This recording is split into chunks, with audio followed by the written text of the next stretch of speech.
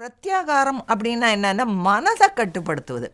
இப்போ நம்ம யோசிக்கலாம், மனசை நம்ம எப்படி கட்டுப்படுத்த முடியும்? தியானம் பண்ணுறேன்னு போய் உட்காடுறேன், நிறைய பேர் சொல்கிறா தியானம் பண்ணினா உனக்கு நல்லது, இதயத்தில் படிந்த மாசுகளெல்லாம் அழிச்சிடலாம், நம்ம அதை அப்படியே கழுவி விட்டுடலாம், அது தினம் மாசு படிச்சுட்டே தான் இருக்கும், என்னமோலாம் சொல்கிறா. நாமும் 30 நிமிஷம் உட்காந்துக்கலாம், 40 நிமிஷம் உட்காந்துருக்கலாம், 45 நிமிஷம் உட்காந்துருக்கலாம், விளக்கெல்லாம் அணைச்சிட்டு ஒரு குகை மாதிரி ஒரு இடத்துல போய் உட்காந்துக்கலாம், பல பேரோடு சேர்ந்து உட்காரலாம், தனிமையில் வீட்டில் பண்ணலாம், இந்த அதிகாலையில் பண்ணலாம், எப்போ பண்ணினாலுமே இந்த மனசு மட்டும் எதையோ சிந்தனை பண்ணிக்கொண்டே இருக்கும், அலை பாஞ்சுட்டே இருக்கும், என்ன நடந்தது என்ன நடக்க போகிறது அத்தனையும் அதை இழுத்து பிடிக்கிறதுக்கு நமக்கு வழி தெரியலையேன்னு நிறைய பேர் யோசித்தது உண்டு.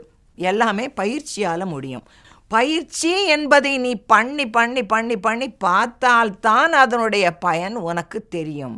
எத்தனை சக்தி இந்த உடலுக்கு வருதுன்றது அப்போ தான் தெரியும்னு பகவான் சொல்கிறார்.